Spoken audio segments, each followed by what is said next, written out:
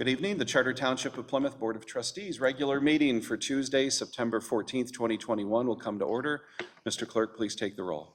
Trustee Stewart. Here. Trustee Monahan. Here. Clerk Vorba, here. Trustee Dorshevitz. Here. Trustee Kermy. Here. Treasurer Clinton. Here. Supervisor Heisey. Here. All present, we have a quorum. Pledge of Allegiance is tonight's going to be led by Jason Vorva, our visitor from Australia and son of Jerry Vorva. Pledge allegiance to the flag of the United States of America and to the republic for which it stands, one nation, under God, indivisible, with liberty and justice for all. Thank you, Jason. I understand Jason has dual citizenship, so saying the American Pledge of Allegiance will not get you in trouble with the Australian authorities. We know how tough they are nowadays, so yeah, we don't want to get you in trouble. Okay, I need a motion to approve tonight's agenda. Mr. Supervisor. Mr. Clerk. I move for the approval of the agenda for Tuesday, September 14th, 2021. Motion made by Clerk Vorva. Is there a second? Second by Trustee Monahan. All those in favor signify by saying aye. Aye. Item D, approval of the consent agenda. Let me just state for the record that we do have Timothy Boyd here in the back row. We have Steve Bassett here as well. And Paul Fessler could not be with us tonight, but he is a member in good standing of the Downtown Development Authority. He has a conflict tonight and couldn't make it. So, any questions or comments on the consent agenda? Otherwise, I will entertain a motion. The minutes, I'd like to Sure. do a correction in the minutes. Go ahead. Page 10 of 181. Yeah. J, return to open session, and then Been fixed. It's been fixed. It's been fixed and online, it's been fixed. okay, so, all right, so we Yeah. got it handled. Yeah. Any other questions or comments on the consent agenda? Mr. Stewart? I have a longtime friend that we lost last night, and a longtime public servant of Plymouth Township, and I'm referring to Bill Pratt. And I would hope we would have a moment of silence for Bill Pratt, who passed last night. Okay.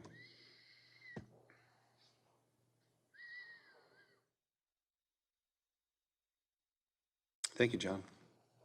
That's news that I was not aware of, so Well, I'm I'm accused of having the highest respect for you, and I was a little surprised that you were not aware. no, I was But, not. no, he passed last night. Okay. all It was right. a very short hospice. Yeah, we're very well aware Thank you so of much. that. So thank you very much. Mr. Supervisor. Yes, sir. I move for the approval of the consent agenda for Tuesday, September 14th, 2021. Motion has been made by Clerk Vorva. Is there a second? Second. Second by Treasurer Clinton. Mr. Clerk, please take the roll on all of these. Supervisor Heisey. Yes. Treasurer Clinton. Yes. Trustee Kermy. Yes.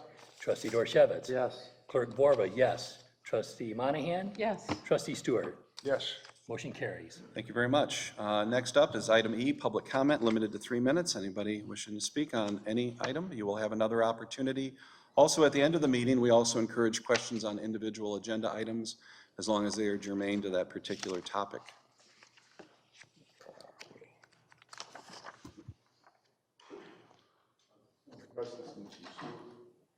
Rather than dropping names, bragging about yourself, and I think it's kind of apologize for calling us. To the chair. He's going to talk to the chair. All right, thank you. Anyone else? All right, very good. We're going to move on to new business. Item F1 is the fiscal year 22-23 police budget. Ginger Moriarty is here tonight, our finance director, and we'll have Chief Tidrington and, yep, let's go up to the podium.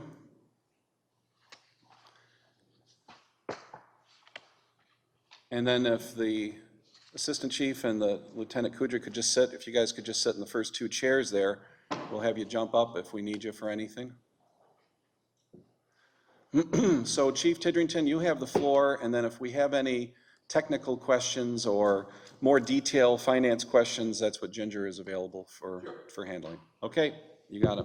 Okay, I'll just go to the next slide, please. It tells the story. This budget is essentially a status quo budget.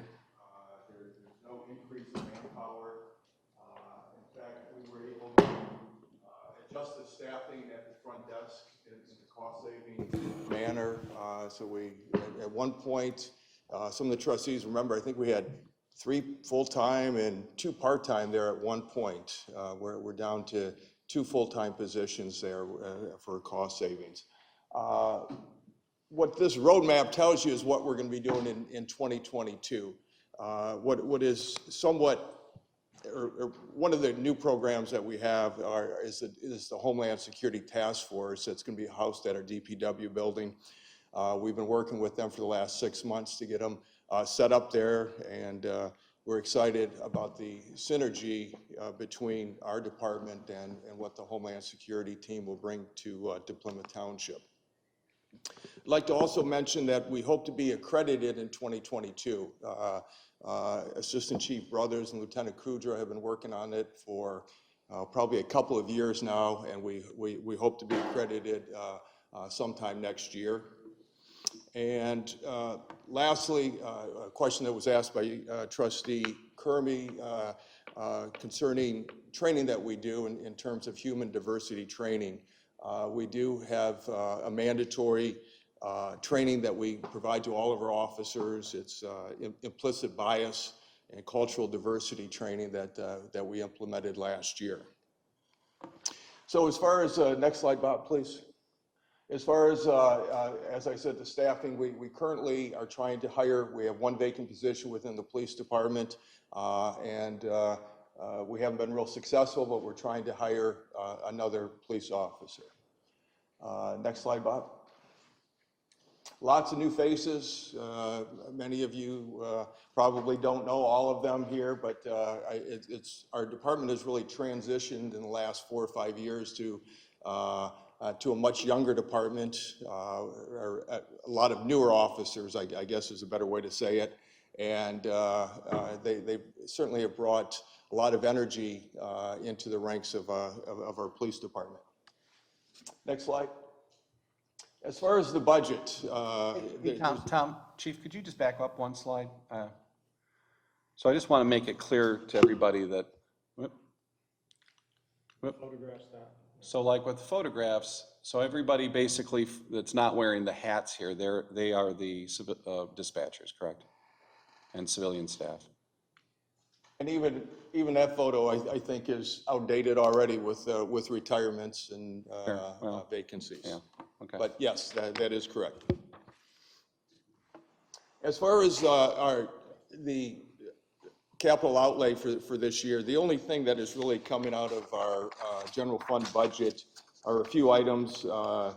80 prep radio batteries. We're looking to purchase 2 iPads for our training officers, and a new camera and tripod for our accident investigation team. They're the team that goes out when there's serious car accidents. The next slide. Back up. You said general fund, but did you mean that is being purchased from drug forfeiture? No, other than from what, the next slide is what's being purchased from drug forfeiture. So if we go to the next slide. So we continue, back up 1 second, Bob, please. We continue to have a healthy fund balance in our drug forfeiture fund. And I can stand up here today and I can tell you that, you know, within the police department, any equipment that we need, we have. And I do want to thank the board for the support that you always have given to us, or at least with this new board over the last 6 or 7 years. And it's refreshing to know that if our officers need any type of equipment, we know, or we're pretty confident that we can get it. With that said, we're also very mindful, although we have a healthy balance in the drug forfeiture fund, we also are very conservative with what we do purchase. We purchase what we need, not necessarily what we want, and it's worked out well for us. So as far as what we're going to purchase, or hope to purchase this year out of the forfeiture fund, are 3 Ford Explorers. One of the vehicles is a replacement vehicle that was totaled in an accident on the freeway, 6 or 7 months ago, Dan, in July. And these will be our marked units. and I can, if anybody has any technical questions, but Ford's no longer making sedans, so we really have no other option, or this is the best option, I should say, for police vehicles. At least that's been our determination. So again, out of the forfeiture fund, we're going to be looking to purchase three Ford Explorers. We're also going to be purchasing a Detective Bureau vehicle and a new duty weapon system. So we're switching our duty weapons, which are 10 to 12 years old at this point, and purchasing a new weapon system for our officers, along with the holsters and all of the other ancillary equipment that comes with the firearms. And two less lethal weapon systems will also be purchasing. So Less than, you mean? less lethal. What does that mean? These are, it's equipment to use when somebody has to be contained or restrained, where a taser would not necessarily be suitable, but at the same time, we don't want to use deadly force. So these are stronger than a taser? Yes. I don't really want to go into a lot of details. I will talk with you offline and discuss in detail what weapon systems we have if anybody's interested. Has the insurance company weighed in on what you're doing? Certainly, I mean, it's standard police equipment. It's nothing that out there that's unique to what, and it's, quite frankly, it's a replacement for what we already have. So, as far as the budget beyond 2022, obviously there's, let me discuss the dispatch budget here for a second. Right here, yeah. Nixle, all right, we're going, and Nixle is the, how do you want to describe that? Let me have Assistant Brothers come up and talk about what we're doing with the Nixle. So Nixle is our notification system that every citizen can sign into. You'll get the notifications on your cell phone or by email. Right now, we just have the basic system. So paying for this service allows us to do more with it, upgrades as far as what we can send out, what we can respond to with people through emails and the text messages. Yeah, Are you going to tailor it to a particular block? Or you cannot do that? You can't say, You can the geo 4,000 map it. block of such and so street? I think it goes by zip codes. So if you're in Oh, gee, the that's a Plymouth zip, shotgun. I know I've signed into it and I get notifications for stuff from Livonia when they shut down the freeway on 96. And it's like, I really just want to know what's going on in Plymouth, but it's kind of fenced into that area. But you can geo-fence if Yeah. you needed to, but I don't So know. what are we getting that's better than what we presently have? We have just the basic one, which it's real simple what we can put in there. It limits the amount of characters that we can put in there. Mapping, what maps we can show people. Instead of just saying Sheldon Road is closed, we can actually send them the actual map and show them where it's going to be, I guess, read it out. You know, this portion of the road is closed due to an accident or whatever. For those residents who don't know what Nixle means or what it provides, can you just give us a brief summation of that? It's a software system that you can subscribe to so that we can log into it as the police department and send out notifications for road closures, hazardous spills. Yeah, it's like a blast email that goes out, but you have to sign up for it. This is not like the old reverse 911 sort of thing. I've signed up for Nixle with Plymouth Township, but I mean, frankly, I get more updates from Northville and Canton. And the full service as well. I think they have the more modern version, so. Correct. Yeah, and that's really handy for traffic blockages. You know, I try to help you guys out sometimes when we had those trees down on Ann Arbor Trail. I went on Facebook and I put it on Facebook, but you know, Facebook is a real scattershot type of thing. You want to be able to really target our people. So Power outages. Power outages. If lights are. tornadoes, warnings, or severe thunderstorm warnings, you know. Thank you. Who is responsible for updating, or who posts to Nixle? So it's password protected, and right now our communication supervisor, Cindy Fell, is the main contact for it. Does she have a backup if she's not available? It used to be Sergeant Rupert, but he went to nights, so Okay. now that he's back on days, he'll probably be back involved in it. Okay. And it's spelled, is it spelled X? Nixil, actually, yeah. Is that No, $5,000? Nixle, that's how they spell it. Is that cost a one-time cost or once a year? No, so the first time it's $5,000, and after that, it's $4,100 for every year that you want to have the extended service. It's cloud-based. Ginger, is that something that could legitimately come out of our PEG funds? I mean, it's internet, it's software, it's, Communication? I mean, Broadcasting, well, they'd be eligible under PEG expenditures. we're broadcasting via the internet, via several different means. So, I mean, to me, I'm obviously going to lean towards that this would be a legit. Yeah, okay. We'll work with Ginger if that is appropriate, we'll. Same thing with the Wi-Fi upgrade too. I mean, I think both of these could be considered PEG eligible. Where is the Wi-Fi upgrade? Is it in the dispatch? Correct, so our side of the building, we're using the extender that's from the ready room, and being as our side of the building's all concrete and steel, the Wi-Fi is hit or miss, and mainly the dispatchers need it, because if one of them's on the computer doing something else, somebody else likes to jump on their smartphone, and we just can't get a good enough Wi-Fi signal. So our IT guy said that he can do some extenders for an upgrade to the Wi-Fi for our side of the building. What are you doing to ensure security I have Salem Township. to our Wi-Fi system? Nixle. Avoiding hacking? Well, that's all done through Bob Jenks, and trust me, it's, oftentimes we can't even get on the internet, it's so secure. So, You forgot your password. well, exactly, so. But as far as, thank you, as far as the budget beyond, certainly there'll be other things coming up, but what we anticipated beyond 2022, next slide, Bob, please, is obviously the vehicles are a constant, regular cost of doing business, so we always anticipate that we're going to have to be replacing vehicles. There's not a science to how we do it, but Lieutenant Kudra evaluates the vehicles.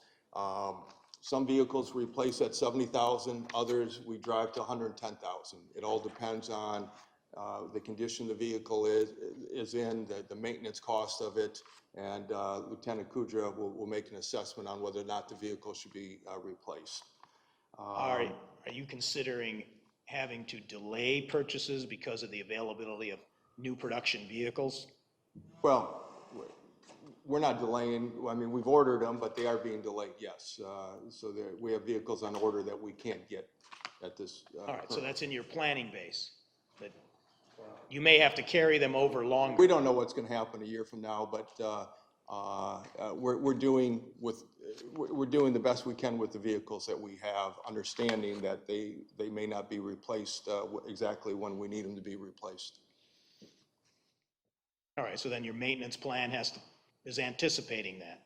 I would say so, yes. Typically, you do, if you think you're going to retire the vehicle, you might not do as much. But now, if you're keeping them longer, you might be forced to make more expensive repairs. That all goes into the decision-making and evaluation process, correct.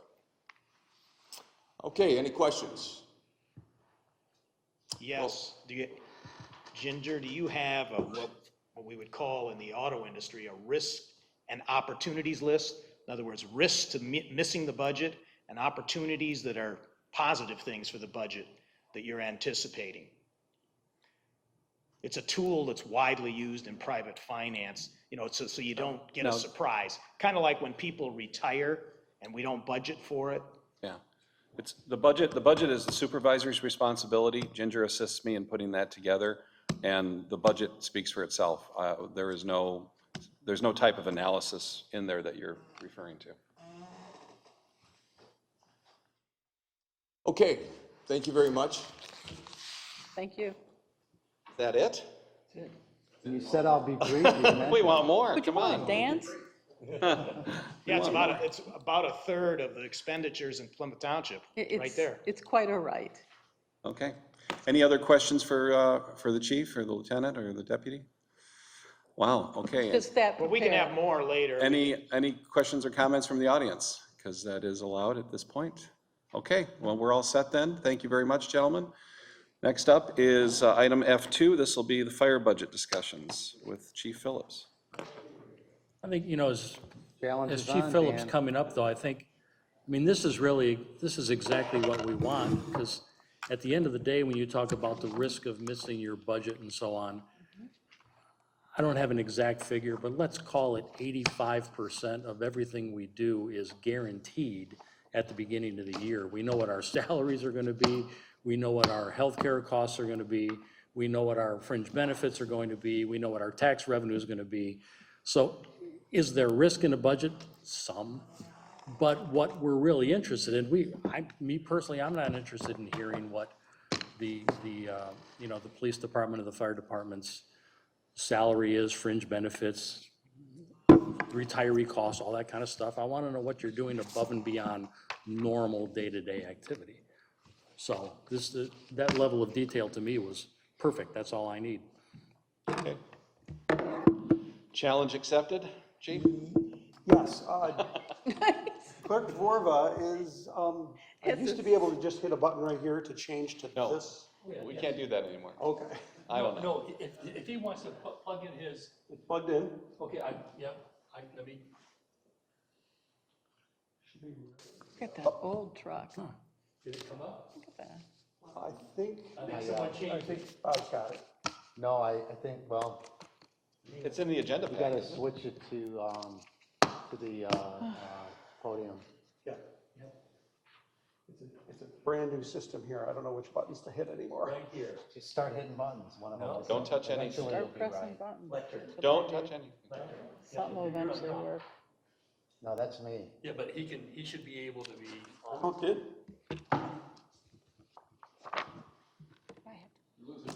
Oh, uh-oh. That was me.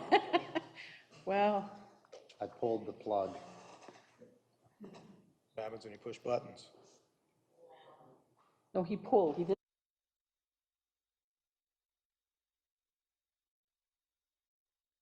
Well, I'll just have you do it. That would be fine. I'll just have him do it. I think it's the same thing.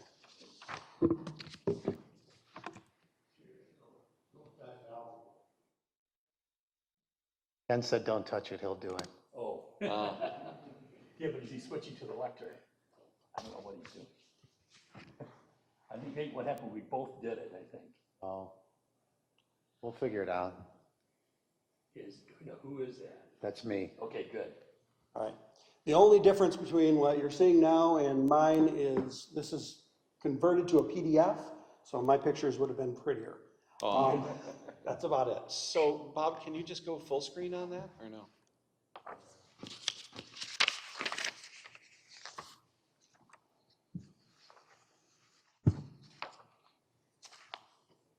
Oops. That's close. Well, you could expand from there. Full screen, there you go. Ah, go. perfect. All right. So, good evening, everybody. I'm Dan Phillips, Fire Chief. Nice to see everybody here. My budget presentation is very similar to last year. Some eagle-eyed board members might recognize these photos. The only thing I changed is the new fire trucks on the bottom and the old fire trucks on the top. You can go ahead and move on to the next slide. What year is the top one? So the organizational chart, obviously this is the vast majority of our budget. It's our staff. Our staff has not changed in 3 years. We have no intentions of changing the staff this year. We have 8 firefighters on duty every day. They inhabit the 3 fire stations we have strategically placed in the township. Fire Station 1 here, the fire station on Wilcox Road, and the fire station at Beck and Territorial. All of these stations have been in operation for years. Fire Station 2 has been in operation since the 50s, or 60s. When did they build M14? 60s? 79. Station 3 was built in 92, I 91, mean, Station 2 was built in 1976. 76, thank you. Longer than I've been around here. So, and then Station 1 was obviously built in 2006 when this building was built. Again, we have 24 firefighters, nothing is changing there. Our budget, if you go to the next slide, this is the story of our budget right here. As you'll see, the very large pie section, 55% of our budget goes to wages and salaries. Another 25% goes to fringe benefits. Being the oldest department in the township, we've been in operation since 1947, we also have the most retirees. So you see retiree healthcare, next largest portion of our budget at 8%. That is what, 88% of our budget goes to our personnel. We have highly trained, excellent firefighter paramedics that take care of our community every single day. And that's where our funds go. The Township Board has done a great job of replacing our aging fleet. Currently, of our frontline fire engines and ambulances, the oldest one is 2015. So this is excellent. This is the newest the fleet is, the newest fleet we have had since I've worked here, and I started over 29 years ago. Slide, please. Again, this is going to be a very simple budget this year. The notable purchases for 2022 are very simple. Replace the water heater in Fire Station 1. The water heater in Fire Station 1 is leaking. We've had 3 different quotes. One quote at about $20,000, one quote at about $8,000, and one at about $12,000. For budgetary purposes, I put about $12,000 in, just because right now we're having a hard time, finding people to do the work. Tell me about this water heater. What is it heating other than water for domestic use? That's it.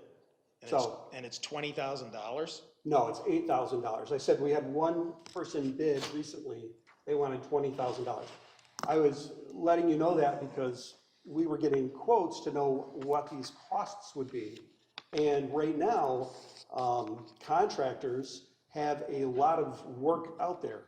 So they're inflating their prices when they have too much work, and they're doing some jobs. Now, we have another quote for $8,000 for that water heater. I'm having a hard time getting my hand wrapped around it. Is it a 50-gallon water heater? No, it's a huge water heater. It's bigger than me.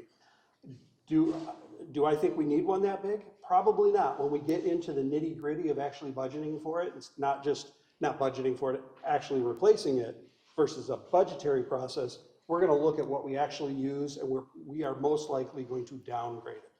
This water heater stands 8 feet tall and is wider than this lectern. It is huge. And I don't even know why we put it in there when we built that building in the first place. The other 2 fire stations have 50-gallon Domestic water heater, Correct. which can be replaced for $1,000. I would hope so. More than that. Actually, about $2,500 right now with a, if you're not doing it yourself. That's what I'm being told by plumbers. I just paid $1,700 about a month ago. Wow. Prices Prices have doubled in Way up, yes. 5 years. And if you did it a month ago, prices have already gone up since then. Yeah. What worries me, if it's leaking, it'll usually fail catastrophically It could. through the but bottom, through the tank. It's leaking right now, very small. We just wanted to budget it for next year. I think it'll make it the next 2 to 3 months. We'll probably do it in January. Okay. Replace the furnace at Fire Station 1. Fire Station 1, just like Township Hall, has a commercial furnace unit. Again, same issue. Our other fire stations have residential furnaces and heaters. Fire Station 3, for instance, has 3 of them. All combined, that's about $28,000. The unit at this, we budgeted $28,000 to replace that. As anybody who works in Township Hall knows, the system goes down a lot. It shouldn't be going down as much as it is for a building as old as it is, but we have a lot of problems with the furnace in this building. We have a lot of problems with the furnace in that, and we are spending a lot of money on maintenance. So we budgeted to replace the furnace at Fire Station 1. But what are you going to do to avoid the same issue with maintenance if you replace it? Probably we plan on buying a better system than the one that was installed in this building when it was built. Is it a roof-mounted unit? It is a roof-mounted unit, yes. The next one is a really easy one. We have a utility one. Our shift commander drives that. And right now it has a cascade system in it to fill up the self-contained breathing apparatus in the back of firefighters. We've already have enough bottles.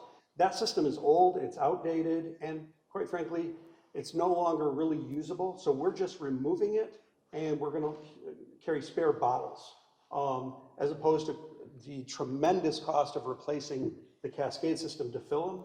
We will just carry bottles, and we will fill them back at the fire station. We already have a cascade system there that we bought in 1992, and we're just gonna use that, and we're not gonna carry a mobile cascade system. So you can contain a major fire event by transporting between the station and on scene? Well, by just carrying the bottles on the truck, yes.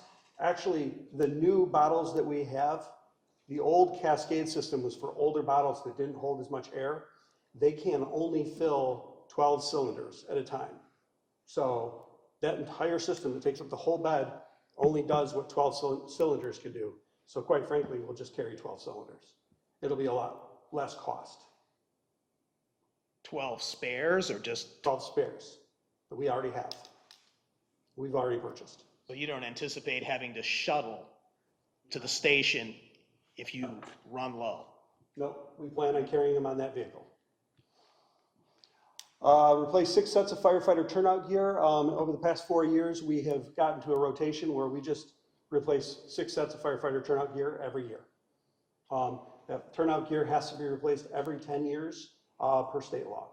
And we just have a nice, easy rotation so that it doesn't have big highs and big lows in our budget. Next thing is we have a fire modules dashboard. This is a dashboard that tracks our runs, tracks our run times. At the hospital, it's in every single fire truck, every single ambulance, and every fire station. The system we have today is being discontinued by the manufacturer, and we're moving to a different system. That should only be about a $4,000 cost. And the last thing, and you might have seen this before, replace the tube heaters at Fire Station 2. Our oldest fire station, 1976, has the original tube heaters. Every year we replace them, and almost every year I put it in the budget, or every year we repair them. I misspoke there. Every year I put it in the budget because one of these years we are not going to be able to repair it. We want to be prepared. So what's a tube heater? In the apparatus bay, there are these large tubes that go across the ceiling, and they do radiant heat down on the trucks, which is the most efficient form of heat. They work great. When we can keep them running, we do. And again, one of these years, though, they're going to tell us that the system is no longer repairable.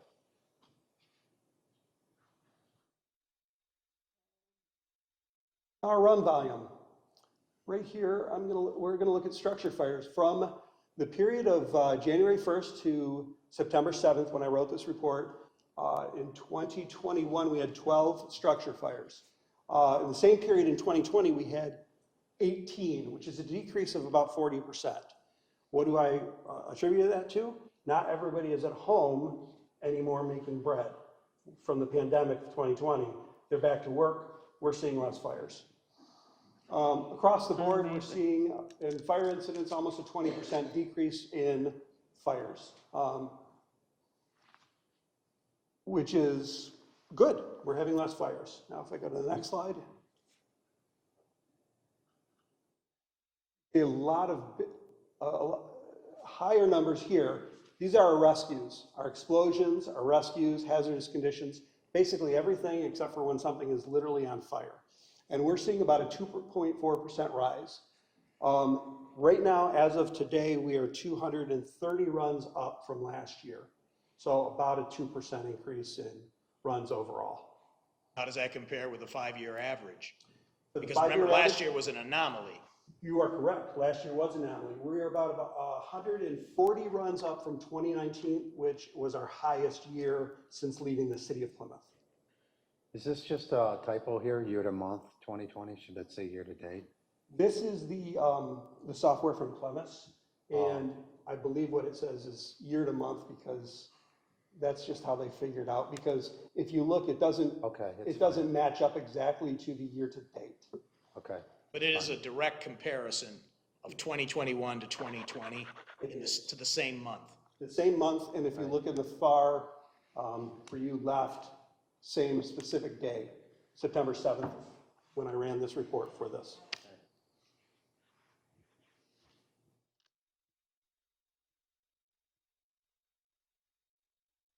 That's my last slide. The mission of the Plymouth Township Fire Department is ensure the protection of life and property.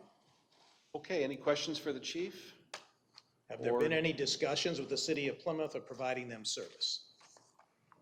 Yes. City of Plymouth just has a brand-new fire chief, and they have a contract that ends in, God, I have it on my desk, 2024, I believe. I could be mistaken on that. I'm blanking on when it ends. 24 sounds accurate, yeah. It sounds accurate. You might be off, it might be 23, but.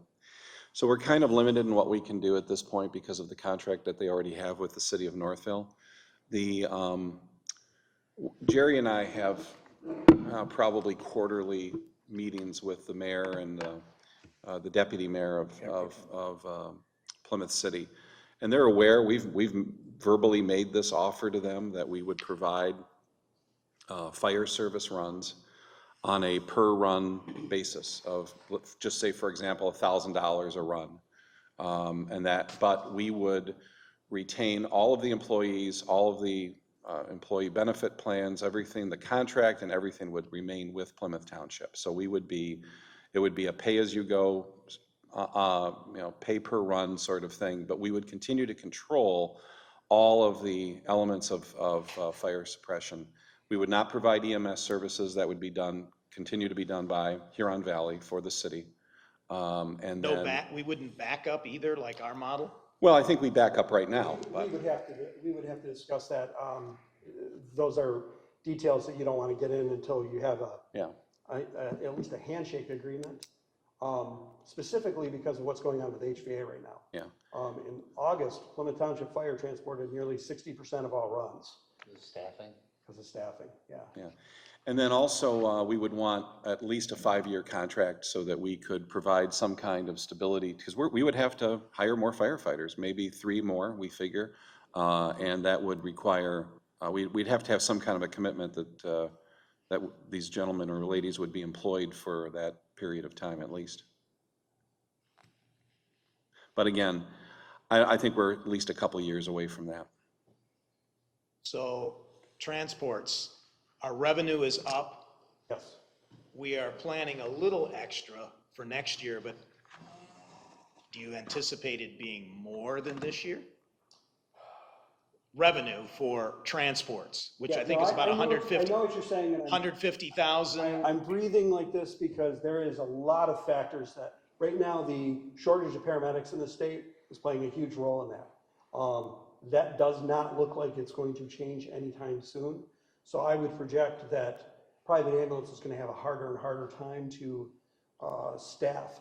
The other thing that's affecting it is the nurse shortage. We wait typically on some days an hour just to give a patient to an emergency room. So our staff, HVA staff and our staff, has to sit there and wait for up to an hour.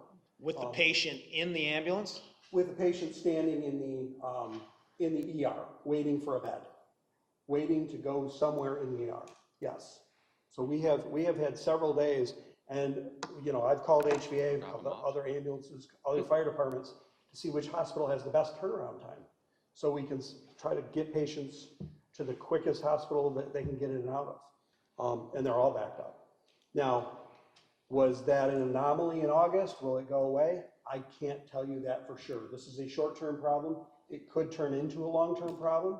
We're just going to have to keep watching the situation and see how it develops.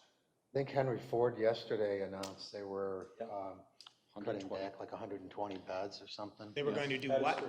I'm sorry, I didn't hear. They're reducing their occupancy by, short-term by 120 beds because, I think it was 120. because of 120 beds, yeah. You're right. shortage Lack of nurses. staff. Lack of staff. Staff.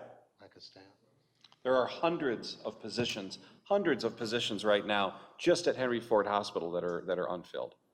I talked with a guy who does high-level HR placement for many hospitals around here, and it's really bad. Yeah, at St. Mary's Hospital, just to put it in perspective, the administrators, the people who you would typically see sitting in their office administrating it, on one day last week, we're walking around feeding patients, wheeling patients to MRI machines, That's how low in staff they are. And now the hospitals are doing something they've never done before, is they're hiring paramedics to work as patient care in lieu of nurses. So So they can moonlight? moonlight, or just steal them outright from ambulance companies, which would make the issue even harder for the ambulance companies. So Chief, how are we doing in terms of, we're fully staffed right now, right? We are fully staffed. Yeah, we had one retirement this year, and we filled one firefighter from a retirement in the end of last year. He started the first week in January, and then the only retirement this year was Nancy Jowsey, the administrative assistant, and she was replaced by Jennifer Bottom. Fire inspector, when did he? That was in 2020, Okay. in July. Okay. Time flies. Yes, it does. So getting back to transports in Northville Township, where we're supporting them maybe quite a bit, how do we balance that to ensure that we are not diminishing the service here in Plymouth Township? Remember, they don't have a private ambulance service at all. Correct. We have denied them several times when we do not have the ability to back them up. And they've had to look to Livonia or well, I don't think they can look to Novi, but they've had to look elsewhere. Because there have been several times where we've just not had the staff to be able to back them up. So you are managing that closely. We are managing that closely, yes. And there are certain types of runs that, people are just gonna have to wait. Certain non-priority runs that people, especially in other communities. Will the opening of the new hospital here have any impact with their emergency room? Or is that the kind of place you'll be delivering to? In the short term, no. All hospitals must have certain accreditations before they can get going. And to get those accreditations, they have to see so many patients. So over the first year, you're going to see very little impact. But as time goes on, they'll be allowed to handle more and more patients. So probably not cardiac patients ever, I would think. But, slip and falls, broken ankles will absolutely be able to be seen there probably 3 to 4 years from now. Okay, any other questions or comments for the chief? Not a budget-related question, just out of curiosity. So it seems like, so we're up to full, full staff. Turnover has not really been an issue. What's your assessment? What's the morale of the team coming off a tough year like we've just come off of? And then Tom, I'll ask you the same question. I would think our morale is really good, and for several reasons. One, we respect our employees' abilities, and we try to keep them, alive or engaged by having much more interesting training. The ladder you see out there, you'll see the guys out there climbing to the tip of the ladder. I know you've mentioned that to me before. That helps invigorate them. We bring in 4 outside instructors every year from all over the nation to do state-of-the-art training for the fire department. And as such, I think the employees benefit from that. They become better employees. They become better, more skilled firefighters. We have a good compensation package. That definitely helps. We have a long contract, a 5-year contract. That's stability. Everybody likes stability. So I think all of these factors help make that decision. Plus, we have a new fleet. When we had a fleet of trucks where the newest truck in our fleet was over 20 years old, who wants to work on that truck? It doesn't even look like a modern fire engine. Our trucks today look like modern fire trucks. They all have a distinct pattern. I'm sure you've seen them. They have black over red. They have white over red. They have a black stripe. We have an identity, and we stick to our identity, and we carefully manage it. And it's just one of those things. You're going to need your managers, my battalion chiefs and myself, to continue that, to continue challenging these young firefighters, and to keep honing their skills. And I think they'll want to stay here, and they'll enjoy being a part of this team. Thanks, appreciate that. Tom, do you have any thoughts? Sure. I would like to think that the morale is pretty good in our police department. We always look for opportunities. We treat our officers fairly, objectively. We look for opportunities to give them, driving up and down Ann Arbor Road for 25 years it could make for a long career. And that's one of the reasons we have assignments to the DEA, the Drug Enforcement Administration, and now with the Homeland Security.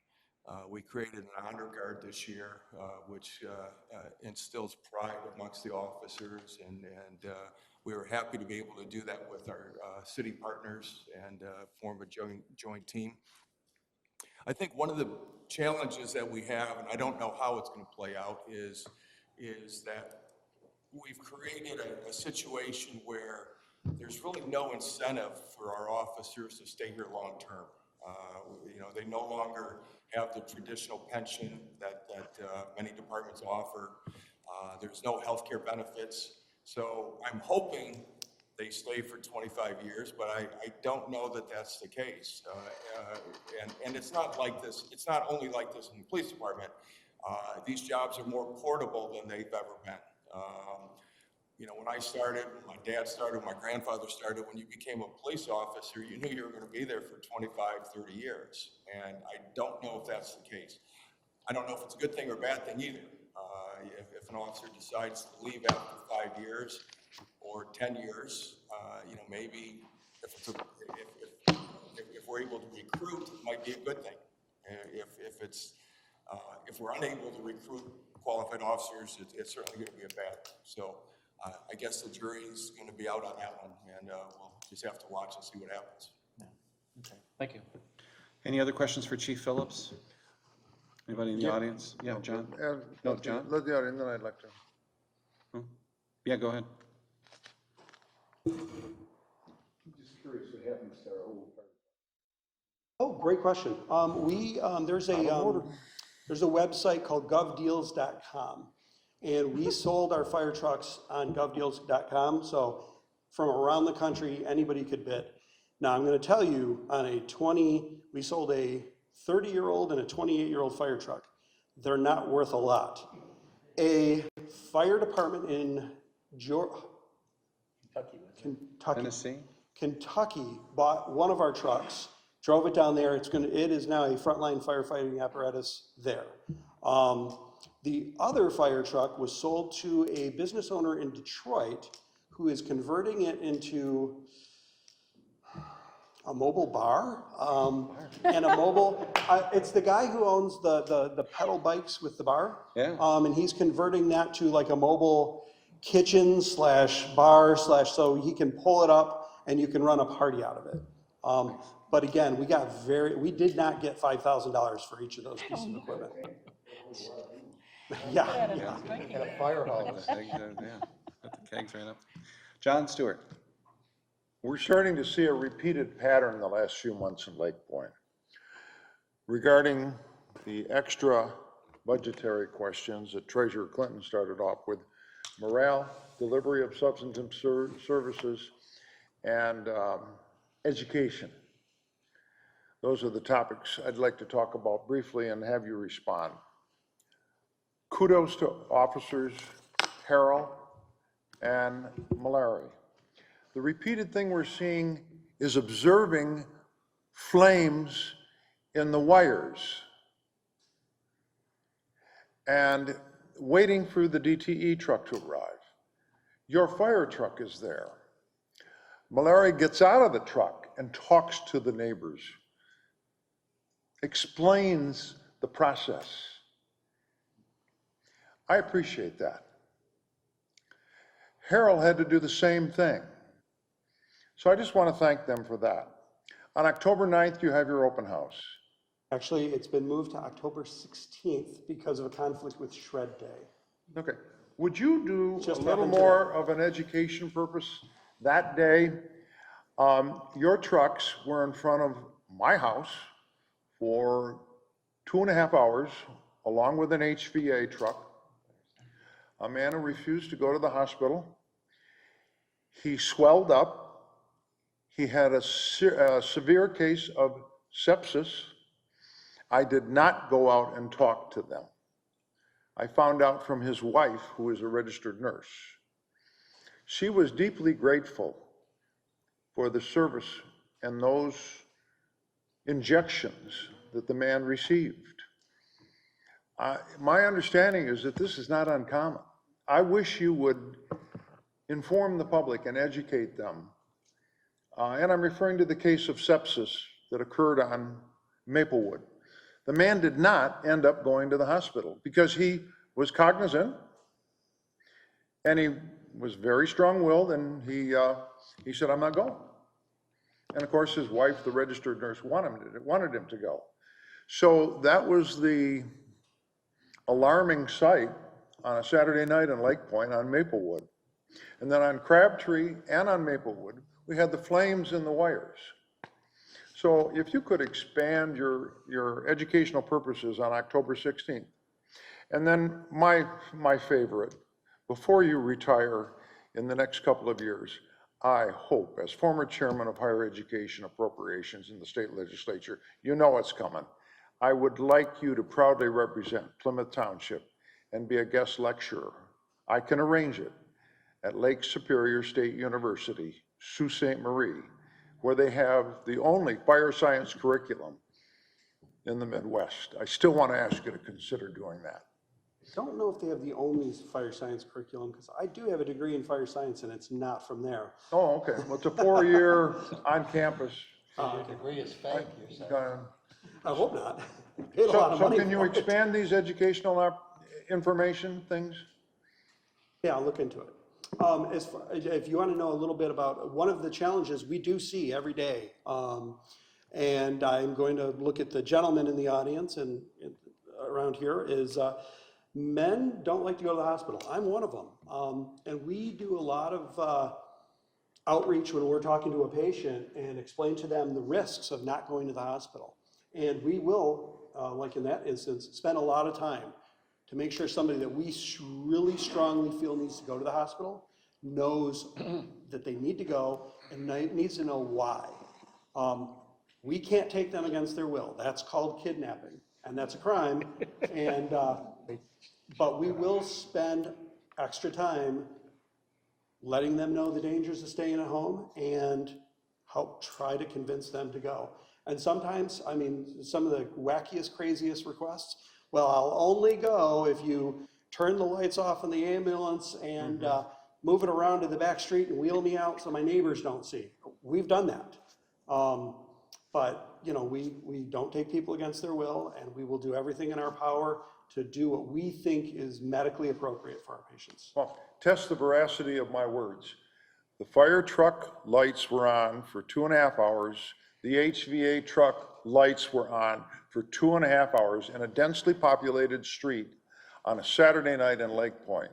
Yep. I don't think many people were sleeping. Thank you. So what are you saying? We Yeah, should what are your maybe points? turn the lights off, or I don't know what your point is. Some patients that works, some it doesn't. you were really there for 2.5 hours trying to convince somebody? Oh, no. it was- I've done that in my career many The times. man had a serious case of sepsis, Okay. And he didn't want which to. can be fatal. The man said, I'm not going to the hospital. All you can do is say, thank God for the patience, PATIENCE, of the Plymouth Township firefighter and the HVA. And they had to administer injections to him because his body had swelled up. I had to become a little more educated on sepsis. And then we have to go to the hospital to get new medications, change out our medication box. So we Okay. say, we're going to hospital anyway. Any other budget questions for the chief? All right, thank you very much.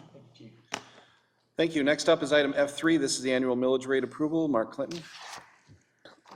This is just an annual process every year prior to me sending out the winter tax bills. The annual millage rate, this form L4029 has to be submitted to Wayne County, and before I submit it, it has to be approved by the board. So in your package, you'll see the L4029 that I'm recommending that we send to Wayne County. The annual tax rate has gone down slightly from 5.1689 last year to 5.1485 this year. That's due to the Headley rollback. And I'll take any questions. I want to have a little discussion about one of our goals, which was to reduce this tax rate. Three of us said it was the highest priority. Four of us said it was the lowest priority, and so it's a medium. I think we should reduce it by a couple of tenths. Okay. Or we take a look at least we need to have a discussion also about where you have more flexibility is if you tax like this versus lowering the tax administration fee, because you can levy up to 1%, which we're at. You could lower that. I think we're going to get 750,000 this year in the budget. Correct. So I think that we can reduce our revenue, especially with the COVID Relief Act. Last year we got 600,000. This year we might be able to spend some of the money on. We don't have to spend any money, I don't think, on capital because this COVID Relief Act could cover a lot of it. So I think we need to lower it by, each tenth is about $200,000, right? The COVID funding cannot be used to reduce taxes. It's Well, we're not federal law. that isn't why we're doing it, but we won't have to, like if we want to build sidewalks, it won't come out of the general fund. If we're even allowed to build sidewalks at this point, right now, we don't have the clearance from the feds to spend the money the way we would like because of that whole SAD issue, which we're going to discuss at our next board meeting. Well, that's just for one of the items. That's the lost revenue thing. Which? It's substantial, though. Which SAD issue? Well, I'm getting into the next meeting, but the federal government does not understand Michigan townships, number one. They definitely do not understand special assessment districts that are petitioned by residents for specific projects like road projects. So if you look at Canton Township, for example, they have a special assessment district for their entire township to pay for police and fire. That's revenue that that Canton Township gets. What we do here is we have special assessment districts on a per project basis that are requested by residents. We're merely the pass-through. We collect the taxes or the fees, we hire the contractor, they perform the work, and then we bill the residents. The feds, in their infinite wisdom, can't make that differentiation, so they look at that kind of road SAD as revenue, and that's hurting us right now. And we're working with Congresswoman Stevens, we're working with the MTA, with, what's her name? Haley Stevens, but No. Miss Allen. Yeah, Miss Allen from the MTA, who is their chief lobbyist. Yeah, John, you remember, yeah, whatever. So we're working with the MTA, we're working with Congress, we're gonna get it clean. We're gonna get it cleaned up, because I know we cannot be the only community in Michigan, the only township in Michigan that is facing that kind of situation. If we can't get clarification, I'm willing to just say, it's better to ask for forgiveness than permission, and I think we just move forward with the formula that we think that we're entitled to. So, but we'll have more of that discussion at our next meeting. All right, any other questions or comments? yeah, I want to make a motion. Well, before. What do you want? We have a motion on the floor already. Before you make a motion, let me just respond, because I was obviously one of those people that thought it was the lowest priority when we went through our goal setting, and it's, Bob, can you go back to that chart, the L4020? And I still think it's a very bad idea now. If you take a look at, let me just give you some quick math. If you take a look at the line items here, the first one is charter. That's what is, the goal is that is supposed to be used for general operating expenses. The next four line items are all voted millages for public safety. If you add up those bottom four lines, you get roughly 4.3 mils is used for public safety. That comes to about $8.3 million per year. We just submitted a budget, and I fully support the budget that we submitted for public safety of $12 million. That means we're collecting taxes of $8.3 million and spending $12 million on public safety. I would argue that we have to raise our millage by 2 mils, not cut it. So the public safety, right, the fire and police is not only using all of the millage that they've been voted in for, but they're using all of the state shared revenue, plus they're taking money from the general operating budget to support their operations. So we're running in general operating extremely lean in order to cover the costs of police and fire. We're still 3 mills below any other community in western Wayne County in terms of what we're charging for taxes. I think even discussing lowering this would be a bad idea. Even discussing it, Mark, discuss all ideas, but for 40 years, Plymouth Township has used general fund money to fund public safety. This is nothing new.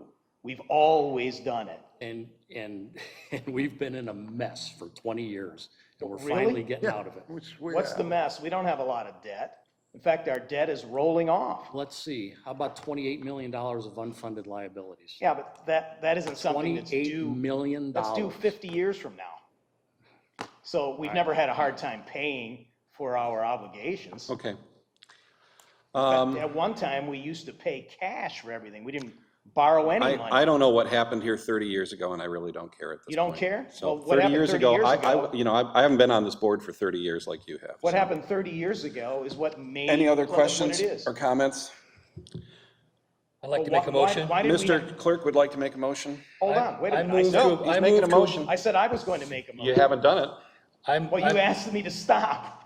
I move to approve Resolution 2021-09-14-64, hereby approving the attached 2021 tax rate request Form L4029 as completed by Treasurer Clinton with a millage request of 5.1485 to be levied on December 1st, 2021, and to authorize the township clerk and supervisor to sign the form and submit it to the Wayne County Equalization Division prior to the September 30, 2021 deadline. Motion's made by Clerk Vorva. Is there a second? Second. Second by Trustee Stewart. Any further discussion? Mr. Clerk, please take the roll. Nothing else from the other two people who said it was the highest priority? They're independent people. They can speak for themselves, I guess. Trustee Stewart. Yes. Trustee Monahan. Yes. Clerk Vorba, yes. Trustee Dorchevitz. Yes. Trustee Kermy. No. Treasurer Clinton. Yes. Supervisor Heisey. Yes. Motion carries. Okay. All right, item G is public comment, limited to 3 minutes. Come on up. Just state your name again for the record. Once you get up there, Kevin. Kevin Seal, S-E-A-L-E. Just had a couple of questions in regards to the consent agenda that was approved earlier tonight, specific item B. I would just like to understand the process of how this gets communicated to Sure. the county and what the follow-up is back to myself and Melanie that presented this 2 weeks ago. Sure.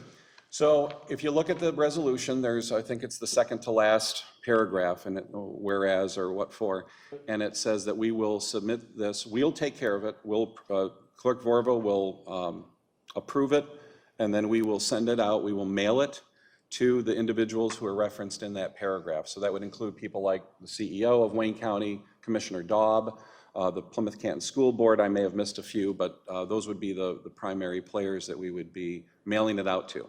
Then what we do is I put this in my queue that we have ongoing with Commissioner Melissa Daub, who it's her responsibility at that point, with a strong assist from us, to work on her people at the county to get these necessary changes. That's the experience that we had with getting the traffic signal up at McClumpha and Ann Arbor Road. That was actually more complicated because Ann Arbor Road is the old M14, and that project was a state of Michigan project. So we had an extra layer of government to deal with.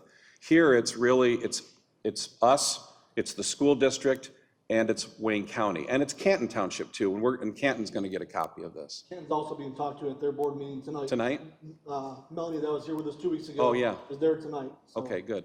Well, they can, you know, there's no pride in authorship around here. I could, if they want to do a Me Too on that same resolution, that would be fine with me. Thank you. Okay, Mr. Seal, Yes. allow me. sure. please. Our supervisor, Kurt Heisey, has a monthly meeting that I've been made aware of with Commissioner Daub, Wayne County Commissioner. I was on the telephone this morning at 6:45 with the dean of the Wayne County Commissioners, my 65-year friend, Joe Palomero. I would love to approach the board and/or talk to the Wayne County Commissioners at some point in time. Warren Evans, county executive, is known to eat lunch in Plymouth here. So I think we should do a full court press, although I don't want to, and I don't want to enhance our communication with Wayne County. But let's start with the basic monthly meeting that Melissa Daw has with Kurt Heisey. And I don't want to interfere with that. But I mean, you know, I have my friends on there, Kurt has his friends, and we want to do the most effective thing that's in the best interest of the people of Plymouth Township. Fully aware of this. We've emailed her and I. Yeah, last week. yeah. Keep me in on those emails, and I think what we really need to do is set up a new email chain, because you've got a lot of people on that email that really they have no power on that particular issue. I would also encourage you, if you have not done so already, go to the Plymouth Canton School Board meeting. I don't know if they're meeting in person or still on Zoom or It's whatever. actually tonight as well. No, they're Okay. in person. So I plan on doing that in 2 weeks when I meet again. All right. Thank you. Because it's really important to have them, because that's when you're talking about child safety, student safety, and they're the experts on that. Talk about Wayne County and the gods have spoken. Really, seriously, it's really So coming in down. the interim, what is your child doing? Sprinting across Joy Road.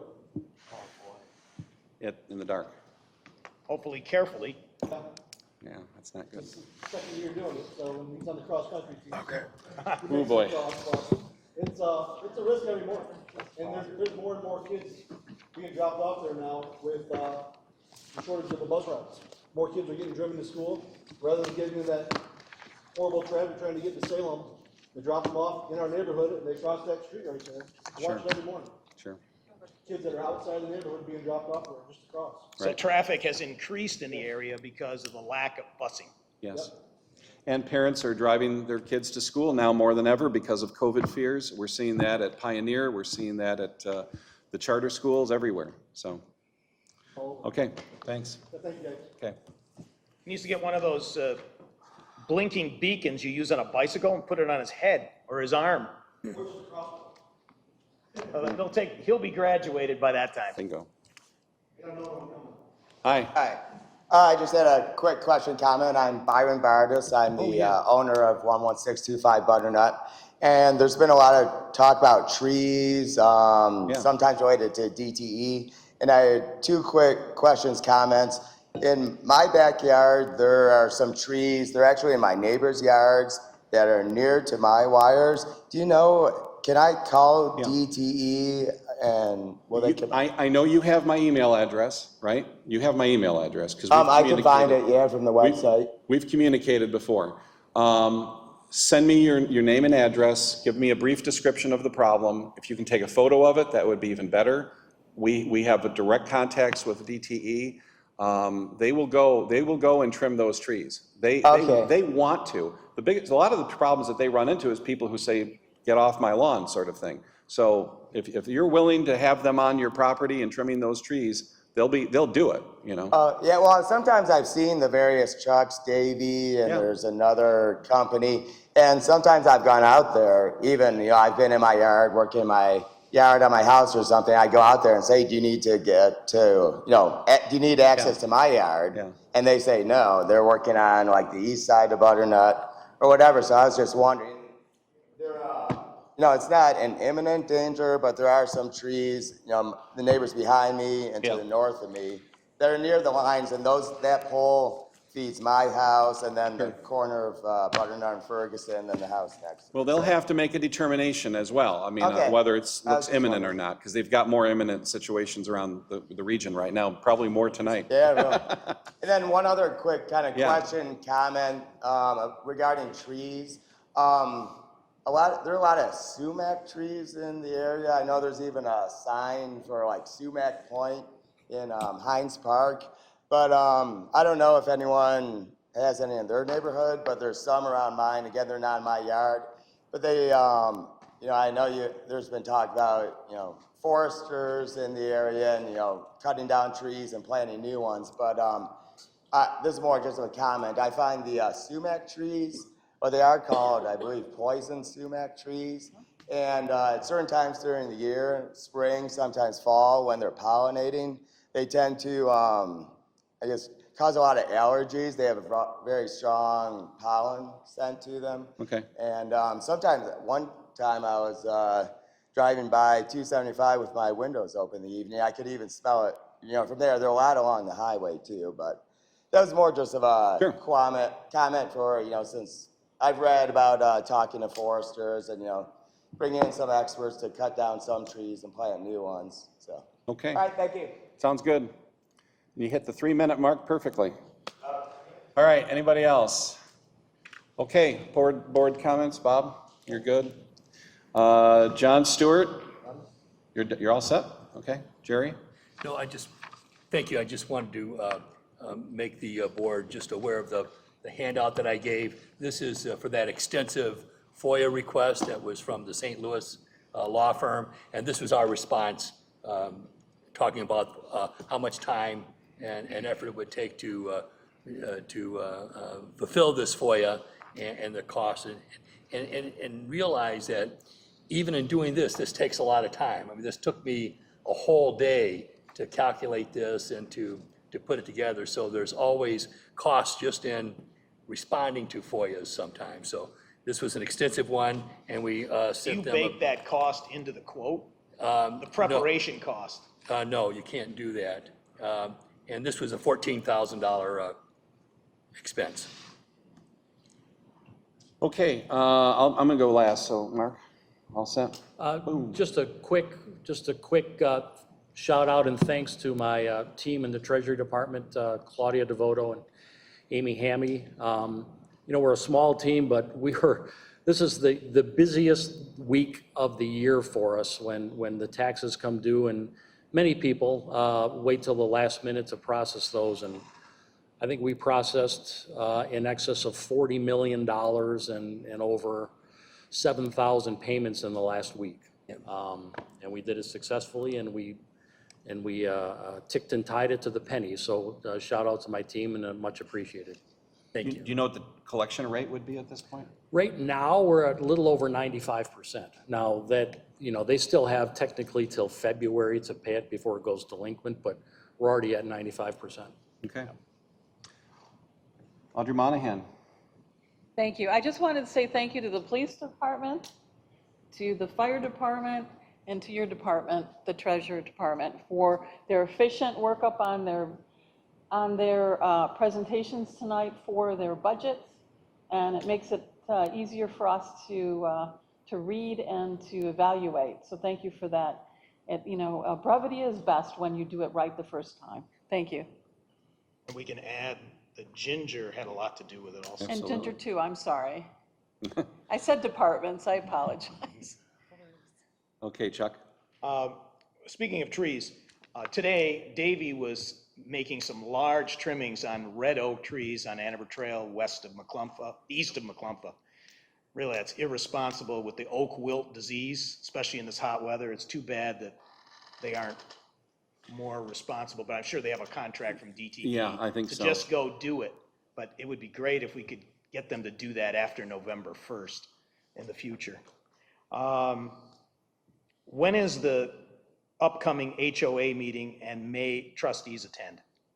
The upcoming HOA meeting will be September 22nd here at 7 o'clock. We invite, now that we're out of COVID regulations, what we do every year is we do at least one of these HOA meetings, which is open to typically the president or a representative of each of the homeowners associations in the township.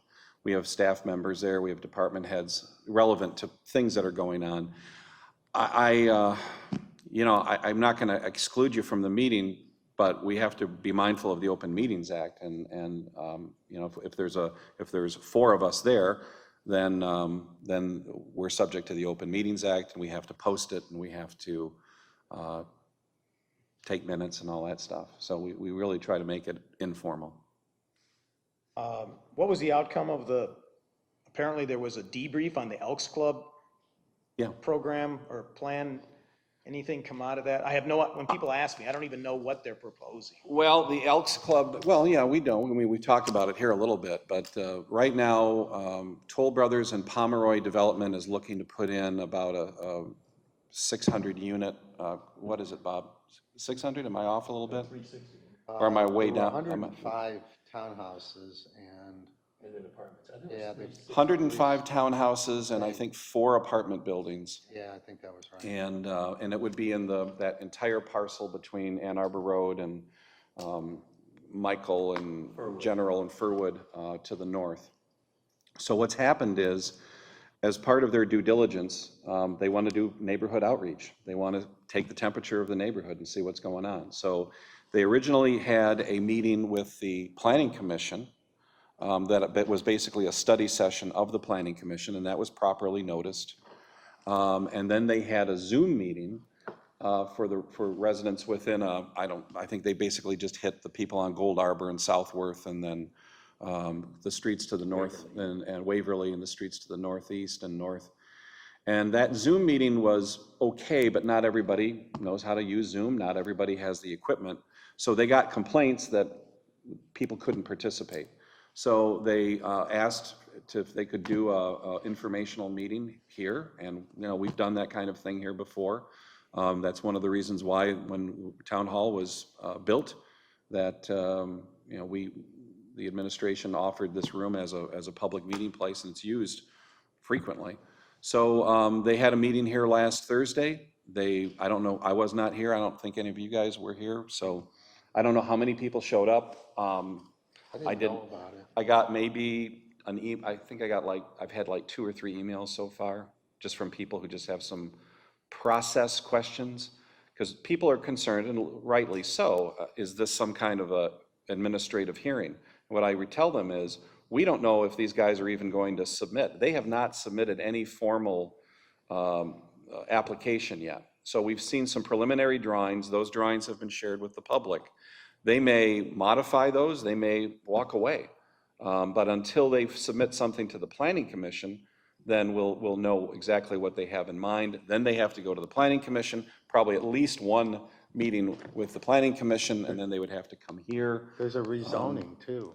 There's a rezoning because it's zoned industrial. That's right. Heavy industrial. I mean, you could put, an oil refinery there, technically. But the master plan has it shown as residential, right? I'm not sure, but. Oh, is that Chuck? The master plan shows it as residential for the new master plan. I don't know. Not 100% certain, but two projects have been nixed in there, or developers over the last 15 years have walked away.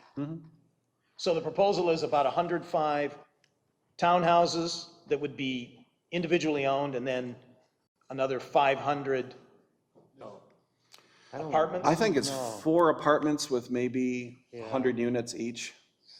Was it that many? I don't think it's that. Not many, it's not that many. It's a total of 360 is what I heard. Yeah, that sounds. We can have, it might be in Laura Hawes' monthly No, report. I read it, it didn't give the number, it just said Okay. it was planned as a PUD. I can All right. have her send out a blast email to everybody. All right, the log jams on Tonquish Creek. Before we commit, if we have to spend a lot of money, Wayne County should be spending the first $5,000 per mile, once per year. And then also, it could be a project that we could use the Rescue Act money for if it turns out to be big bucks. It may be easy to knock off a couple of log jams with a winch and a whatever. But Well, I'm going out there tomorrow. I'll meet with the neighbors and see, I want to assess what's the situation is, but I understand from Ken McDonald has already been out there and he says it's pretty bad. So is this something that we can do on our own? Is the county, can the county help us? I know there are jams in Canton, and I've talked with Supervisor Hudak about that. So we're all aware of what's going on, and we just need to figure out what the best way is to attack it and who's gonna do it and who's gonna pay for it. Because we just don't have a lot of the equipment that may be it's way beyond necessary. our jurisdiction, but maybe over time, we have to educate homeowners that they have to take care of their water frontage. Yeah, That's, and if you live on a lake or whatever, that's part of the deal. Well, and we've had obviously a lot of wet weather this year, and I'm assuming that logs and other debris have been washed down from higher up and have caused these jams to appear. One thing we haven't done a Rouge Rescue Day cleanup on Tonquidge since June of 2018. So I By would say, Bell Tire is where we oh, well, hit last time. we did the whole stretch. Yeah, we didn't go all the way down to Manton then. Yeah. Oh, yeah. I No, didn't we think went all the way down to That's Joy quite a Road. ways down. Yeah, we did all the way down to Joy Road. We had the court work crews down there. I didn't know we We went that had, we had guys, we had DPW Because guys. I was there, but Bell Tire is where we, Yeah, but that was sort of our meeting place, but we did the whole creek. And it was a good time of year because the water level was very low at that time. You want to go out there when the water level is low. The bad thing was, it was June, it was early June, and all the leaves and the bugs were all out at that time. So when we do it again, I'd like to do it again next year, but I would prefer to do it like in, April or before the leaves come on. well, really, if you're going, the best time would be like late October. No, or that, I mean, we have to Once assess the the situation. frost, you have a big frost and it's still relatively dry. September is one of the driest months anyway. Really? Yes, it is. Statistically, it Up is. until now. Mother Nature may disagree with you tonight. We should also note that by law and Michigan Constitution, 2 weeks from Friday, October 1st, we must have a state budget. And the ramifications to our township revenues, I enjoy hearing a report on the macro and micro impact. Okay. Well, I know State Representative Matt Colazar has volunteered to come to a board meeting once the budget is finalized. I think he would like to give a report. Are you all set, Chuck? Yes. Okay. So Dennis Cebulski, I haven't talked to him. So Dennis Cebulski, who is the chairman of the Planning Commission, has confirmed that Bill Pratt did pass away last night. So he just sent me an email. So How old was Bill? Confirmed what? that Bill Pratt passed away. Oh, Yeah, I'm not he sure. confirmed that. Over How old was 70 he? or under 70? Some? I don't know. May perpetual light shine upon her. Amen. So Bill served on the Planning Commission, and so we will have to start looking for a replacement for that. September 28th is our next meeting. We'll have possibly some action on that issue, unfortunately. We'll be talking about, Ginger will be here again to talk about the general fund budgets. So that's all the other departments like building, clerk, et cetera. And then I still have here miscellaneous budgets. So Ginger, what does that mean again? That's my shorthand. The other governmental budgets, like the Township Revolving Fund. Okay. And then we're going to have, we have our old buddy Colleen Pober is going to be here, always entertaining, from Congresswoman Stevens' office. And we're going to talk to her about this whole SAD issue, which is limiting our ability to spend the COVID money the way we would like. And then we'll have a discussion about COVID funding priorities. This is just a discussion. I don't think we have to vote on anything, but assuming that we can break this logjam on the SAD issue, then we'd just like to present an overview on what we could spend, theoretically, what we could spend some of this COVID money on. I gave you guys all a list back in June of potential spending that we could. That was an email? That we could do. Yeah, there was an email and like a 3-page document. And then COVID funding priorities. We'll also talk about another plan that we're talking about in the water department to upgrade our water billing and to go to more of a smart meter system for water billing. And then Jeremy Schroet will be here to talk about sidewalk gap planning. As we look forward to next year, where would we like to do additional sidewalk gap projects, prioritization, location, cost, et cetera. We've budgeted $200,000 for sidewalk gaps for next year. We may be able to supplement that with COVID money, assuming we can get rid of this SAD issue. And I'm confident that we will. So we're going to proceed as if that money will be freed up for those purposes. But it's very limited, it's a very narrow scope in which we can use that. And we'll talk more about that later. We had a 911 anniversary, 20th anniversary ceremony last Saturday at the memorial down the street here. It was excellently attended. We had about 125 people attend. We had police officers from Plymouth City, fire from Plymouth City, and Northville Township, Northville City. Really great attendance. Channel 7 was there, Detroit News was there. We had a terrific speaker. There's a lot of talk that we may want to make this a tradition, just because the city has Memorial Day and 4th of July, and even a Pearl Harbor Day. So maybe the 9/11 service could be a continuing activity here, but we'll figure that out in the days ahead. But I want to thank all the police and fire folks for making it possible. And I also want to thank Ginger tonight for all of her hard work on the budget. She makes it look easy, but I know that there is a lot of work that goes on behind the scenes to make it all happen. So with that,